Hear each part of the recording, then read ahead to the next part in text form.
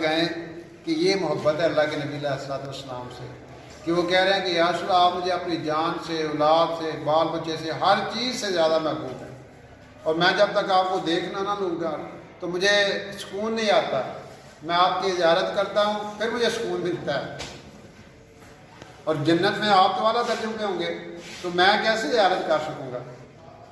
تو اللہ کے رسول صلی اللہ علیہ وسلم خاموش ہیں۔ اللہ جواب دے رہے ہیں، یہ عظیم لوگ تھے صحابہ رضی اللہ عنہ، کہ ان کی خواہشات پہ اور ان کی مطالبات پہ اور ان کی باتوں پہ اللہ تعالیٰ قرآن نازل کر رہے ہیں، اور اللہ تعالیٰ فرما رہے ہیں کہ جو اللہ رسول کی تابع داری کرے گا وہ ان کے ساتھ ہی ہوگا، گویا وہ وہاں پہ بھی اللہ کے رسول صلی اللہ علیہ وسلم کی زیارت کر سکیں گے۔ تو یہ بہت بڑی بات ہے، اگر ہم اللہ رسول کی تابع داری کریں گے نا تو ہمیں بھی اللہ کے رسول صلی اللہ علیہ وسلم کی زیارت نصیب ہوگی۔